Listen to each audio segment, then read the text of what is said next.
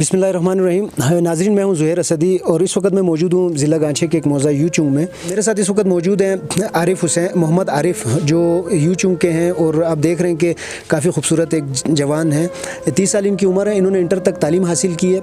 इनके साथ अलमिया ये हुआ कि जब ये कराची में तालीम हासिल कर रहे थे उस वक्त इनको सबसे पहले एक बुखार का एक दौर आया कि बुखार इनको हुआ, इनको टेम्परेचर था और बीमार हुए। उसके बाद वो बुखार जो है उसकी हालत बुखार जो है वो बिगड़ता गया और इनकी हालत भी बिगड़ती गई। तो अब आगे इनसे बात करेंगे कि ये अरसा 12 साल से इस वक्त बिस्तर पे पड़ चुके हैं। इनका जिस्म जो है उसका आधा हिस्सा भी काम नहीं करता। ये किस तरह हुआ, कैसे हुआ और इनके क्या हालात हैं, इस हवाले से इनसे अब हम सवालात करेंगे। प्रोग्राम में साथ रहिएगा ताकि आप लोगों को पता चल सके। आरिफ भाई, सबसे पहले आपको क्या सिम्टम्स पैदा हुए, मतलब क्या अलामतें आप में आई और उसके बाद किस तरह आप जो है सर्वाइव करते रहे और इंटर के बाद आप तालीम आपकी मेरा ख्याल नहीं हो सकी, तो और क्या सबसे पहले हुआ क्या था आपके साथ, ये बताइएगा। जी बिस्मिल्लाहिर्रहमानिर्रहीम। सबसे पहले आप सबका बहुत शुक्रिया, आप लोग तशरीफ़ लाए। मैं यहाँ गांव में इंटर तालीम हासिल करने के बाद यहाँ पे एजुकेशन अपॉर्चुनिटी नहीं थी मेरे लिए, तो मैंने घर में यह कहकर शहर मूव किया था कि वहाँ पे मैं अपनी मदद आपके साथ अगर तालीम पढ़ सके तो पढ़ लूँगा। तो जैसे ही कराची पहुँचा 2010 के शुरू में, तो 2.5 महीने के अंदर में मुझे बुखार होना शुरू हो गया। फिर बुखार दवाइयाँ लेते गया, बुखार बिगड़ता गया। फिर बाद में हॉस्पिटल गया तो जिन्ना अस्पताल में एडमिट किया। फिर हर तरह की टेस्ट करते रहे, डॉक्टर्स को पता नहीं चला। एंड में जब बेहोश हो गया तब पता चल गया कि दिमाग में टीबी वायरस है। जैसे जैसे कोर्स की दवाइयाँ देना शुरू कर दी तो मेरे हालत बेहतर हुए, तो होश में आ गया, तो मेरा पूरा जिस्म शल हो चुका था। 6 महीना मैंने टीबी की कोर्स की दवाई ली, तो उस कोर्स मुकम्मल होते होते मेरा ऊपर का आधा हिस्सा ठीक हो गया, लेकिन निचला आधा हिस्सा प्रॉपर काम नहीं कर रहा। अभी तक सिर्फ हल्का सा मोमेंट बाकी वापस आया है, लेकिन प्रॉपर काम नहीं कर रहा। मैं खड़ा नहीं होता, मुकम्मल व्हीलचेयर यूज़र हूँ। अच्छा, तो आपके घर में इस वक्त आप लोग 6 खाने अफराद हैं। 6 बहन भाइयों में से 2 बहनों की शादी हो चुकी है और इस वक्त आप 4 बहन भाई और आपके वालिदैन, आपकी वालदा और वालिद आपके साथ होते हैं। तो किस तरह आप लोगों का गुजर बसर होता है, क्या ज़रिए माश क्या है, क्या किस तरीके से आप लोगों के जो आमदनी किस ज़राए से है? जी, ज़रिया मैच तो शुरू से ही वालिद साहब मेहनत मजदूरी करके लाते थे। अभी वालिद साहब 70+ में आ गए हैं। अब मजदूरी, जाहिर बात है, मजदूरी करने की सकत नहीं है। अब भाई जब से बीमार हुए, मैं जब से बीमार हुए तब से भाई ने पढ़ाई छोड़कर मजदूरी शुरू कर रखी है। बाकी ज़रिया मैच इलाज के लिए वहाँ कराची में जितने गाँव के लोग मुखैर हज़रात थे उनकी मदद से इलाज हुए। इसके बाद से जब आज तक जो है ना घर पर बैठे हुए हैं और भाई मेहनत मजदूरी करके घर का खर्चा गुजारा कर लेते हैं। आपने देखा कि इनका जिस्म का निचला हिस्सा काम नहीं कर सकता, कहीं आ जा नहीं सकते, और इनके भाई है अमीन, वो मजदूरी करके इनके घर की कफ़ालत करते हैं। और इसके साथ साथ आप मुझे ये ज़रा बताएं कि आपके भाई ने तालीम मतलब इसी वजह से छोड़ी है कि आपके घर के हालात की वजह से छोड़ी या आपके बीमार होने की वजह से छोड़ी, क्या वजूहत थी? जी बिल्कुल, जब मैं इंटर कंप्लीट करके शहर गया तब मेरा भाई मैट्रिक में पढ़ रहा था, और जैसे उनका मैट्रिक के साथ साथ मैं बीमार भी हो गया। फिर माशी क्राइसिस आ गए, घर में फाइनेंशियल बहुत प्रॉब्लम हुए, तो मज़ीद आगे पढ़ाई उनकी पढ़ाई भी रुक गई। मेरा इलाज भी किसी हद तक तो मुखैर हज़रत की मदद से हो गई, इसके बाद से रुके हुए हैं, तो इसकी बिल्कुल इसी वजह से पढ़ाई नहीं कर सके। अच्छा, तो अभी आपका इलाज क्या है? ये आपने कहीं रब्ता किया किसी हॉस्पिटल से, किसी डॉक्टर से कि ये मुमकिन है कि आप दोबारा टांगों पे खड़े हो सकें?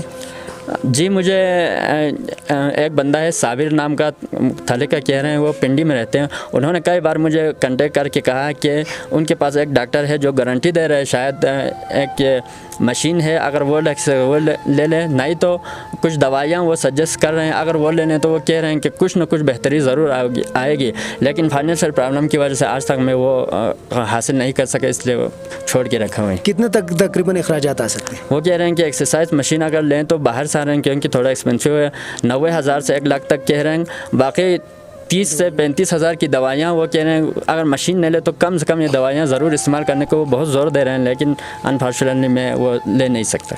आपने देखा कि इनके जो इलाज का अभी मसला जहाँ रुका हुआ, बकौल इनके कि जो डॉक्टर ने इनको एडवाइस किया है किसी उस पे राब्ते की साइट पे, वेबसाइट पे या किसी सोशल मीडिया पे, तो उसके मैक्सिमम अखराजात इस वक्त जो मुझे समझ आ रही है कि 1.5 या 2 लाख रुपए होंगे।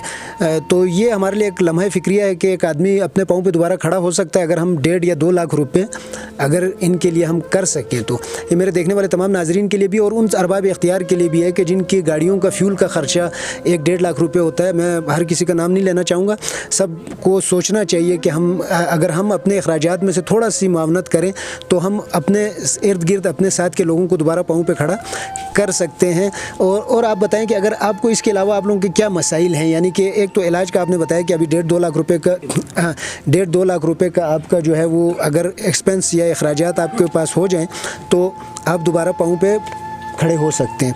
तो इसके अलावा आप क्या चाहे, आपके कोई मुतालबात अगर आप हमारे देखने वालों के लिए, अरबाब इख्तियार के लिए, हुकूमत के लिए कोई किसी से अगर आपकी कोई उम्मीद हो और आप किसी को कुछ बोलना चाहते हो या आपकी कोई डिमांड हो? जी, अरबाब इख्तियार से मेरी ज़रूर रिक्वेस्ट होगी, मुखैर हज़रात जिनको पता चलते हैं हस्ब तौफीक वो कुछ न कुछ करते रहते हैं, तो वो वक्ती तौर पर फाइनेंशियल प्रॉब्लम जो है ना वो सॉल्व हो जाता है, लेकिन लॉन्ग टर्म मुस्तक़बिल के लिए मुस्तकिल तौर पर जो है ना एक मुलाजमत अगर मुझे हो सके तो मुझे नहीं तो भाई को कम से कम दी जाए, तो फाइनेंशियल क्राइसिस जो बिल्कुल सामने खड़े हैं वो कम से कम सबसे बड़ा टेंशन के बाद यही है, अगर वो कम से कम प्रॉब्लम हल हो जाए तो बेहतर होगा।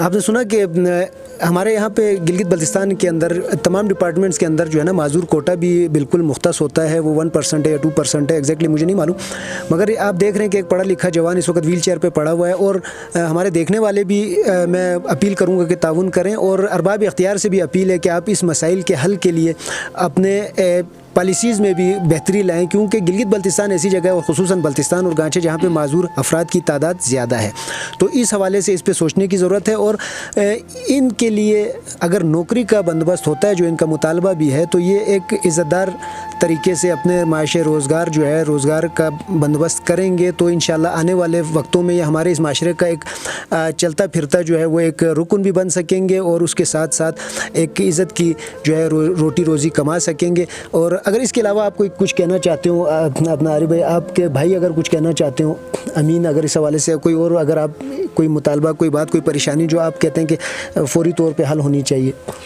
फ़ौरी तौर पर फ़िलहाल अगर वो इलाज वाला मामला अगर हो सके तो वो बहुत सबसे बड़ी अच्छी बात वो है, और वो हो सके तो फिर किसी चीज़ की ज़रूरत नहीं है, और वो ना हो सके तो कम से कम फाइनेंशियल क्राइसिस बिल्कुल सामने है, उनसे निपटने के लिए कुछ ना कुछ ज़रूर होना चाहिए। अच्छा, तो इसके साथ साथ खैर आप तमाम देखने वाले भी डिपार्टमेंट में अगर किसी भी डिपार्टमेंट के कोई हेड, कोई सेक्रेटरी, कोई चीफ सेक्रेटरी अगर इस प्रोग्राम को देखें तो उनके लिए भी मैं ये गुजारिश करता चलूँगा कि आप लोग कर सकते हैं, आप लोगों के पास 2% का भी एक कोटा मौजूद होता है, माजूर अफराद का भी मौजूद होता है, तो मावनत हम कर सकते हैं, शर्त यह कि हमारी नीयत साफ़ होनी चाहिए। इस वक्त मेरे साथ मौजूद है यहाँ के जो अखुन हैं इस इलाके के, इस मोहल्ले के, मस्जिद के, तो उनसे ज़रा बात करते हैं कि ये इनको कब से जानते हैं और आप क्या देख रहे हैं और क्या इनके साथ ताउन होना चाहिए।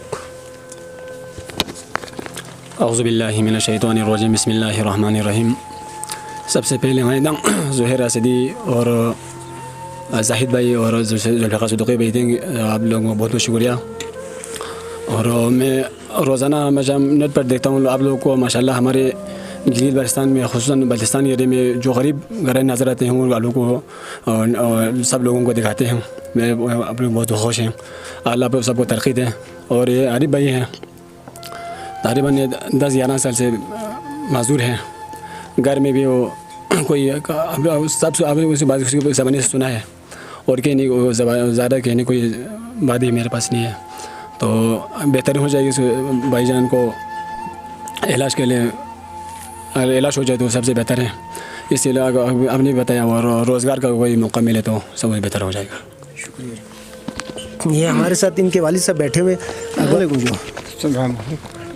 या फ्रू नाम ना नतपास हो फिन पे जो फ्रू तालो चुस्ती को जो नतपास से यो ना कराची से उन पर कराची ने बीमार से साल से कि ना खर्चमंद दंदो देखो ना खर्चा चम गुजारा मासूना नो जुना नो सिंधुना नो दुखसे दिव्यांग को बना मजबूत पर मजबूत सा लगा संज्ञान में अल्लाह खैर करे ना नो दो जान से गया यहाँ स्नाब यखन कुल्ला आती गोछोत कुल्ला छोखन कुल्ला येरी ची मुतालबे उतना यहाँ चिकसल भी छोखन कुल्ला चौपा खुदायो यहाँ चौपा सोना ये इलाज सोना ये शायद मेहरबानी दो मासूना खुद फोनो ये जो फोनो से सबा को मैट्रिक बस यो लची नौकरी ची बंदा बस सोना 10 मेहरबानी ये जो ये ना सर कुछ ची बिगी बात nanu dua jangan kasih minta.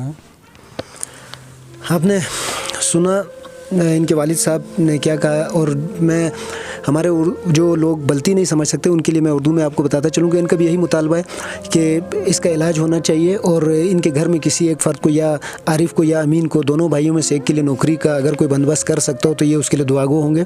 तो आखिर में आप सबके साथ इजाज़त लेने से पहले यही कहूँगा कि हमारे थोड़ी थोड़ी सी जो काविश है, कतरा कतरा दरिया होता है, तो हम अपने हिस्से का दिया जलाएं, अपने लोगों की मदद करें और इंसानियत की खिदमत करें, ताकि हमारे अतराफ़ में रहने वाले सब हम मिलकर इस माशरे को आगे परवान चढ़ा सकें।